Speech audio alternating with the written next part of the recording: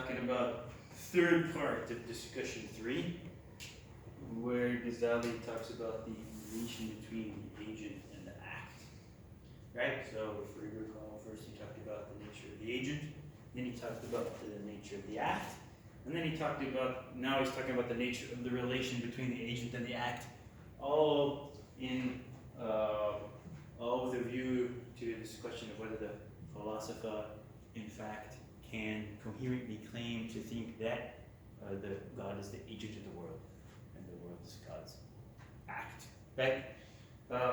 And what it says about the relation between the agents and the act is this. Basically, the problem is, given the philosopher theory, how is it that there are a variety of like a plural, like many diverse variety of things in the world, right? There's diversity in the world. For the philosopher claim that from the one, only one thing proceeds, right? Or another way to say is that the complex effect must have a complex cause, right? An effect with many parts must have a cause with many parts, right? Because each part needs a separate cause, yeah? And we talked about some of why they thought that's the case in relation to Ibn Sina's argument about the soul, remember? And he said, well, the intellectual soul, right? The rational intellect, the pure intellect, right? Or the human part of the soul, he claims has to be immaterial because it grasps, right, intelligibles, and intelligibles are themselves not divisible, right? The concepts and ideas are not divisible like physical things are. So that if we experience something, like if I see a sunset, or if I'm looking at the room right now, the image of that can be kind of, as they put it, imprinted, right, in some faculty in my physical brain, right? Because my body, right, whatever part of my body it is imprinted in, yeah, is divisible because it's material, right? It's infinitely divisible, and the image itself is divisible. So for each part, for example, the image can be imprinted on a certain part of my body, the same way that each part of a picture can be imprinted on a certain part of a canvas. So that when we divide the canvas, we also divide the picture, which is printed on it. And if we can infinitely divide the canvas, we can infinitely divide the picture, and there's no problem. But in the case of concepts, we can't infinitely divide them. We can only divide concepts by the parts of the definition. So for example, we said that the concept of human is that of a rational animal. So I can divide the concept human into rational and into animal, and these are two parts. And then I can divide the concept rational and the concept animal. If I can define them, that means that I will find their constituent ideas, and I can divide those into those constituent ideas. But in the end, right, of course, as we already learned, Ibn Sina and a lot of the other philosophers with him believe there are indivisible basic concepts, which are indefinable. These are not divisible, but these are what the mind ultimately grasps, right? So the intellect, right, since it's immaterial, the intellectual concept, since it is immaterial, cannot be like imprinted, as they say, on a physical medium, the way that a sensible image can. Yeah? Because if the medium in which it's imprinted on is infinitely divisible, then the thing would be infinitely divisible, just like the picture is infinitely divisible if the canvas is. So, right, or actually the way he put the argument in more clear terms is to ask, right, if now if this one thing, which is a single indivisible unit, it's something which is absolutely one, an idea, a basic idea like existence, right? If it is now related to the physical faculty, like if the mind is physical, right? The question is, are all the parts of the mind related to that idea? Or just some of the parts of the mind and not others? Right? Or none of them? I mean, that's the other option. Of course, we can't say that none of the parts of the mind are related to the idea, because then the mind's not grasping the idea. There's no relation. If we said that some of the parts of the mind are related and others are not, that means that we both know of, or we are both thinking of the idea and also are ignorant of the idea, which is also a contradiction. So the only way to conclude is to say that all the parts of the mind are related to an idea when we're thinking about the idea, right? But if the mind is physical and then it's infinitely divisible, right? It has an infinite number of parts. So we would be thinking the idea an infinite number of times, but we're not. We're thinking of it one time, yeah? So whatever faculty we have that relates to the indivisible must also be indivisible. That means the mind cannot be material, because matter is infinitely divisible. And right, the intellect, if it relates to the intelligible, has to also be absolutely one, just like the intelligible is absolutely one and indivisible. Right? It's not composed of parts. Yeah? So the spiritual soul, which is not a part of, it's not bodily, it's not material, it doesn't have parts like your brain, for example, or other part of your body. Right? Okay. You see what's going on here. They've got the sort of, the argument is basically, even though it's about the soul, and an argument that the soul is immaterial, it essentially is an argument that's showing why from one can only come from one, right? From one, only one can come, right? Because you have the same thing. If we have now one cause, but an effect which is multiple, we'd have to ask, is the one cause related to all the parts of the effect? Or is it related to only one of the parts of the effect? Or none, right? And if the one cause is related to all the parts of the effect, then it's a cause. It's actually, it would have to be many causes, right? Because it caused that, it caused that, it caused that, it caused that, right? So, anyway, we can talk about that more, but we just now stick with the premise that they have here, that from one, only one can come. And this is what Ghazali's target is. Totally disagrees with that, right? Because it follows from that, well, in combination with their idea of how God is one. So we already talked about that, in this notion that concepts are divisible in parts. Like if I say the human is a rational animal, so it has two parts to the idea of a human, rationality and animality, right? On the other hand, you are one human, right? You're a one human, yeah? It's not like, you have this one part, which is rationality, and another part, like, here's my rationality, and here's my animality. You know what I mean? I mean, I suppose it could be the rationality here, but, right, it's not like that. It's two parts of a definition. Yeah? So there's difference between parts of a definition or parts of a concept. Different things we can say about something, right? Like, here's the phone, and it's on top of the desk. That doesn't mean that now there are two parts to the phone, right? It's being a phone and it's being on top of the desk, are like two parts of it. Just two different things we can say about one thing, okay?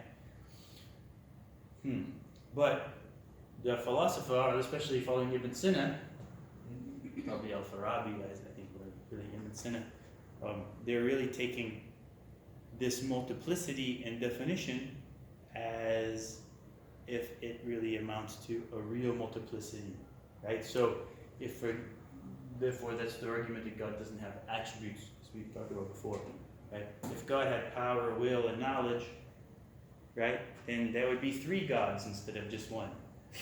Yeah? So that was why, because these three attributes, whereas the other argument is, no, there's three different attributes of one thing. Yeah? But now recall, we had the whole issue about the relative unity versus the absolute unity. Everything that exists, which is, everything to exist must be a unity of parts. But it doesn't bring itself together, it doesn't create itself and doesn't keep itself together. Its unity must come from something else. Remember that argument. And so from that it follows that there must be something which is one, but has its unity from itself, by itself, in itself, and not from something else. That was God, right? The whole idea, then the difference between the absolute unity and the relative unity, right, led them to think that the absolute unity must be one in all respects. The relative unity right, is only one in some respects, but a many in another respect, right? Just like the coffee cup is, right, tall and made of cardboard, and maybe it's warm, and the different attributes. This is a unity of in diversity, a unity of plurality, so considered like as a relative unity. If God is an absolute unity, he must be one in every respect. So therefore undefinable, right? Because we wouldn't be able to bring the two parts of a definition, like human is rational and animal, right? Because we say human has two elements, has rationality and animality. That's more than one. That means a human is only a relative unity. But a God is an absolute unity.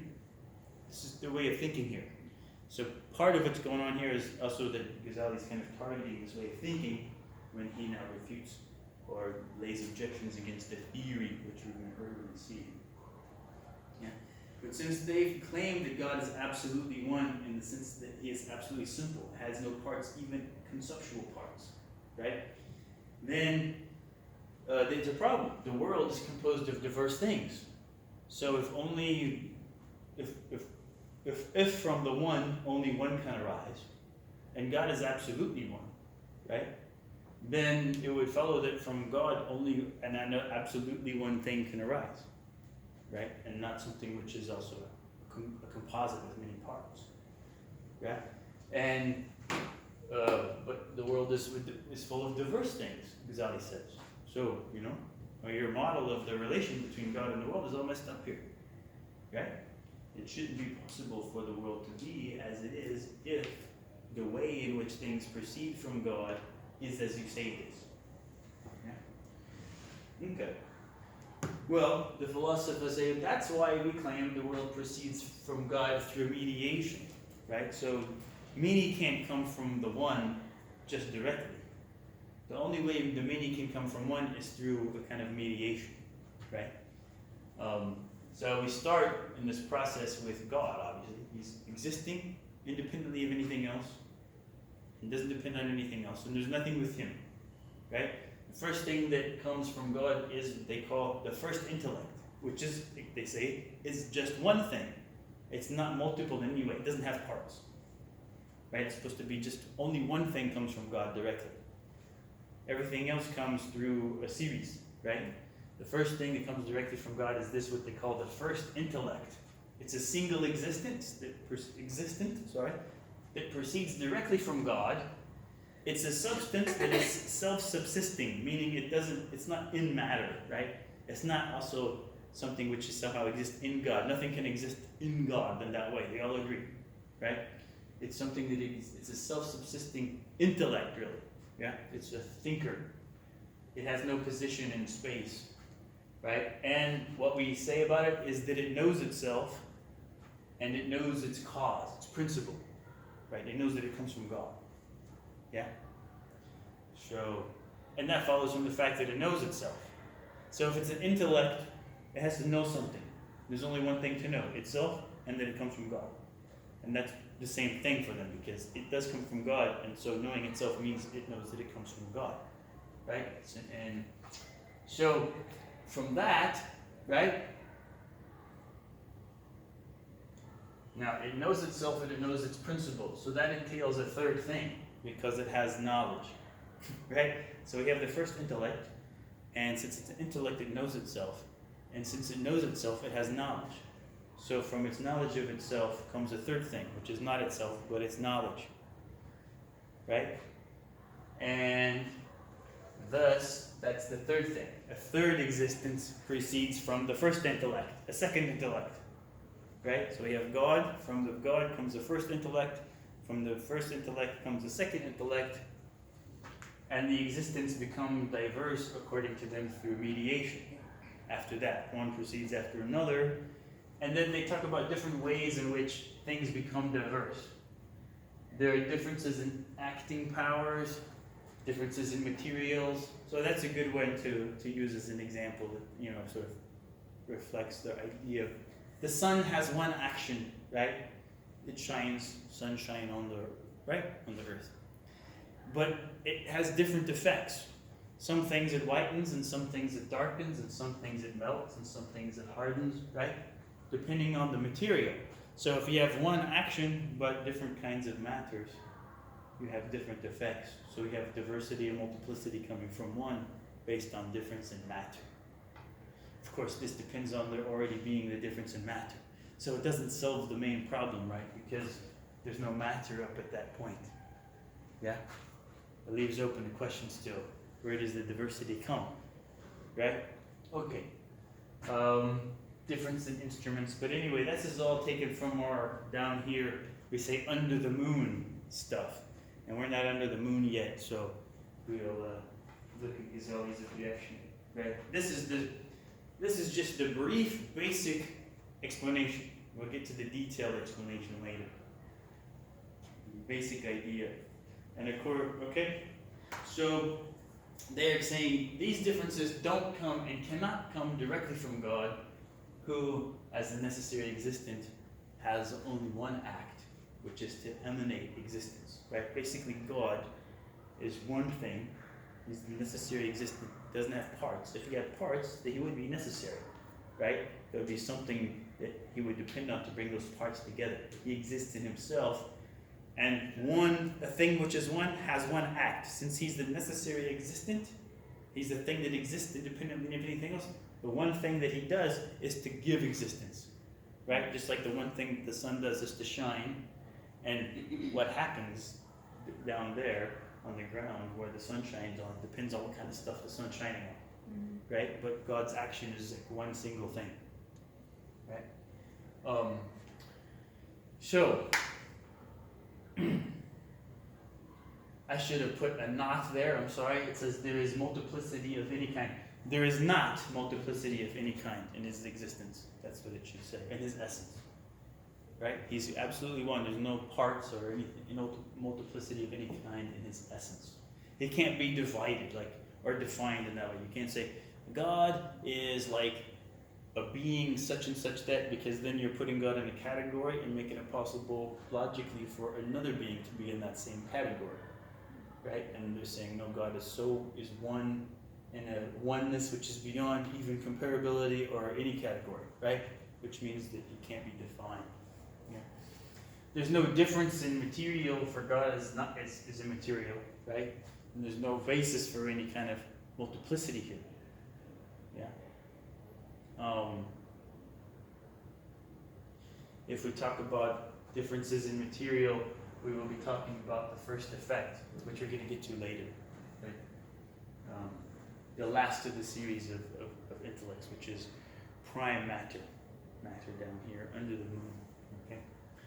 And there's no difference in instrument, because there's nothing that has the rank of God. If we were to say, oh, different things come from God because sometimes he uses this tool to do something and sometimes he uses another tool, and so the difference in the kind of effect, it's the difference in the kind of tool.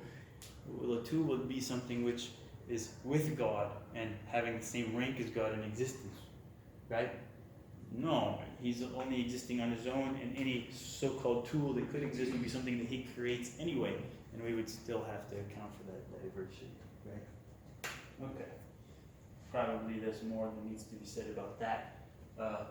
Ghazali says, well, look, if your theory is true, then nothing could exist but one series of non-composite simple beings, right? Each having no parts, in a linear causal order from first cause to last effect, right?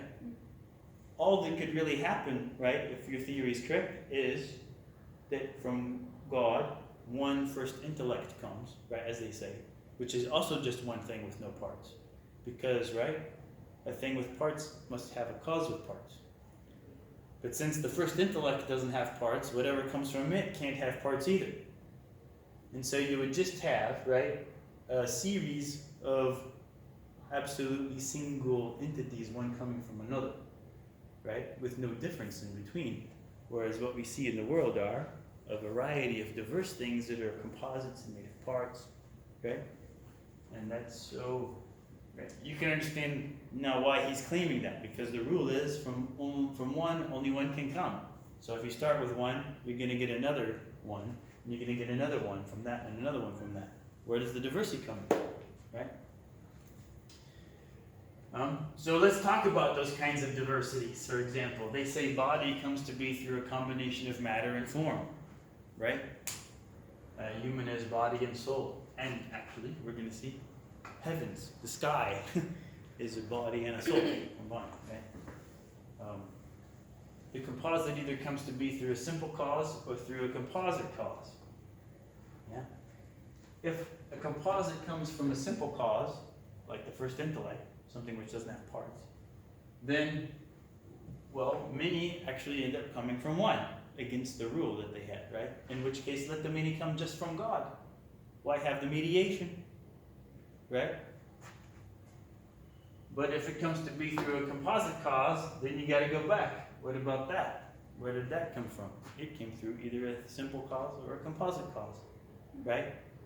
Again, if it came from a simple cause, then many can come from one, and there's no need for mediation, and let's just say that all the diversities come directly from God, and he doesn't need any mediation. Right? Or, again, if that cause came to be through a composite cause, go back again to 2 and ask again, what about that? Did that come from a... So this issue of, you've got to find at some point in the chain where multiplicity comes from unity, right? And if it comes from multiplicity comes from unity at any point in the chain, then the whole rule is wrong in the first place. Many can come from one, and you don't need a chain. All the many can just come straight from God, right? Instead of we have to say, oh, only God does one thing, and the first intellect comes from him, and after that the second intellect and the third intellect, and eventually you get to stuff. No, he can just say God created everything, yeah? And it's diversity. Yeah? Okay, that's his initial argument. Now that's where it gets interesting. We will pass through Ibn Rushd for a little bit, but mostly we're not going to talk about Ibn Rushd today because it gets long. Ibn Rushd has a lot to say about this. But we can say this now. Ibn Rushd thinks that the one-from-one rule is a mistake. Yeah? And he says that it is a mistake that the Islamic philosophers like Al-Farabi and Ibn Sina made because they treated the divine agent like empirical agents. Right? So you take this idea that a complex cause must be having a complex an effect, right? Because that's how it, like when the example, the fingerprint, right? That's how it looks, that's how it is with experience, right? We, for example, talk about, okay, the canvas and the painting, right? This is something experience. So the parts all have to correspond to a part of the cause when we look at things that are caused in experience. I put the thumbprint. Each part of the thumbprint must be caused by a different part of my thumb, okay? But if my thumb was an absolute unity, like a mathematical point, there's no way that I could stick it on the board and get a thumbprint out of it, right? But that's the empirical, right? The divine agent is different than the empirical. So he says these philosophers made a mistake here. Yeah. It seems to be what he's saying in there is that many can proceed from one abstract immaterial existence. On the other hand, sometimes, as Ibn Rushd seems to do that, he then defends the philosopher's theory as if one can only come from one. So it's for me, yet unclear what he's going to say. Okay. But there are 2 kinds of plurality, he says. One is regard with simple immaterial beings, where some are the causes of others, and they all ascend to one unique cause of their own genius, as is the case with these intellects, because they're immaterial. These things that descend down from God, right, or that emanate from God. Because they're immaterial and have parts. Then there are composite beings, which are material, and their plurality, or their composite nature, comes primarily from the combination of matter and form. Right? And then the heavenly bodies, right? Which is like, we have matter, we have form, and change, remember, is form taking on matter taking on some form, then losing it and getting another form, as when I take some clay and I shape it into a pot, and then maybe I dry it and I break it into little pieces and it turns into gravel, and whatever happens. All the changes in the world is matter switching forms from one to another. And this stirring around of forms ultimately is caused by the heavens, because they're turning and the planetary bodies and the stars are like having an influence, right? Stirring up the world, right? You want to put it in a simple way. Okay? So that's the reason for those changes. Okay. All right. So we'll kind of go back to the philosopher. Basically, it's being Al-Farabi, Ibn Sina. Ibn Rushd is trying to now defend what he considers to be the true version of Aristotle, right? But what the Al-Farabi and Ibn Sina have for us is a kind of a class, sort of a synthesis of Aristotle and Plato, or Aristotle and Neoplatonism into one kind of mix. And this is, and we're looking at the result of that here, right? They say, here's the details. You gotta hold on, you can't just judge it so fast, right? Kind of like, you can't judge the artificial intelligence so fast. You have to understand the details first, right? So likewise, we have to understand the details of their theory first, they say. And this is Ghazali doing it. Ghazali's the one who's saying that, so he's the one who gets to decide, and he's going to bring out the details of the argument and try to be as fair as possible, right? Or so we hope. But Ibn Rushd thinks he was not fair and has a lot to say about that, but we'll look at that. They say, look, all existence divided into two types. So I'm going to go kind of fast. I've been going a little bit fast already, haven't I? I'm going to even go a little bit more fast, but maybe it'll be okay. All existence divided into two types. Those in receptacles, those that, for example, are forms and accidents, and those that are not in receptacles, right? So, for example, a color is an accident. Red. Red is a receptacle. What do I mean? It doesn't exist by itself. It's attached to something, right? Something has it, the color, right? So there are things that exist in other things. That's what we mean by receptacles, things that receive them, right? As when matter receives a form or something receives a kind of a new attribute when it changes. And the things that are not in receptacles, those are the substances, things that exist on their own, right? Okay.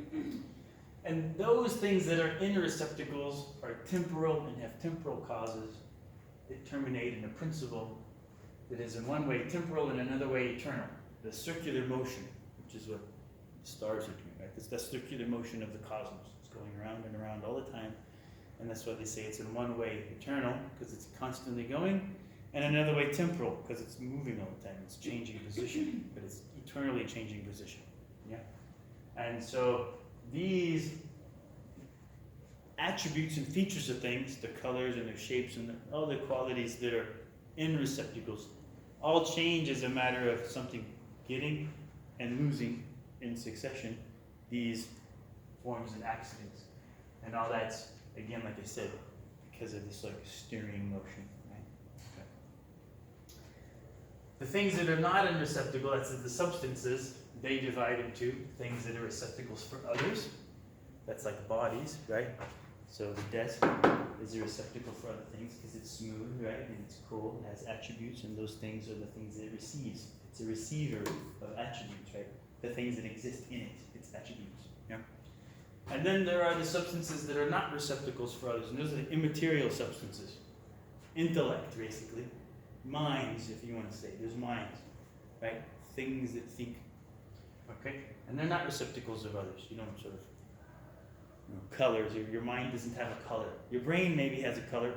It may be gray, right? But your mind is not your brain. Your mind is immaterial. It's just intellect, and it doesn't receive things. But your mind is different. We're talking about big minds. Right? Yeah. Our little human minds are mixed up with matter a lot. Yeah. When we're talking about the intellect now, we're talking about not what's in your somehow connected to your brain, right? We're talking about the soul, for example, of the moon, right? So the soul of the moon is actually intellect, right? What's here for you is just some matter, right? Which is capable of receiving ideas from the soul of the moon. So when you have thoughts about things, right, where do they come from? Well, they have to come from something which is active. Remember, there's the active and the act and the potency. Okay? But your little brain is just some matter. It's just waiting to receive forms. Right? It's passive. Yeah, it's not something, right, active. When it receives forms, you get ideas. When you get an idea, where does the idea come from? It doesn't come from you because nothing can move until it's put into motion by something else, right? Remember, that was the whole argument for the existence of God. So we have God moving things. moving the intellects, and the intellects are moving, and then sometimes your mind gets moved, right? You have a thought. Where does that motion come from? Well, it can't come from you because nothing moves itself. You have to be moved by another. That's the active intellect. That's outside of your mind. That's not your mind. That's a big mind. That's the mind of the sky. Yeah? That's the mind of the sky, actually. And the idea is coming to you from it. Yeah? And you have the passive ability to receive it, so it can come into your mind, you can remember it, maybe you can store it, you see what I mean? But you didn't come up with the idea, it came to you from above. Yeah? Isn't that kind of interesting? So, that's the intellect that we're talking about here. Yeah? Okay. And yeah, those that are not receptacles are divided into, okay, these are the intellects. Well, not just the intellects, things that are not in, so they're like immaterial things. Those that exert influence on bodies, and those do not exert influence on bodies, but only on souls. Well, things that exert influence on bodies are the souls. So there's an immaterial entity directly connected to the body in terms of what moves it and motivates it, right? That's the soul. And there's an animal soul and a vegetable souls, and there's human souls, and they're different. But the whole idea of a soul, right, is that, for example, the soul is the kind of faculty or the sort of power, if you want to say, the ability for a certain kind of thing that puts itself into a certain kind of natural motion to put itself in that natural motion. Like a rock that just sits there. But plants grow and they nourish themselves, right? So they go through a natural motion on their own that rocks don't. So they must have within themselves the capacity for that, something which gives them that function and that capability, that faculty. That's the soul. It's the thing that moves the body in that way, right? But it's not itself a body, right? It's the active function that moves that body, which gives that plant the particular capacity. And so animals have a soul, and humans have a soul, right? And the skies have a soul, right? The sky has a soul, not just the sky, but all the spheres, right? Remember, there's like a lot of, we're going to go through. Yeah. Okay.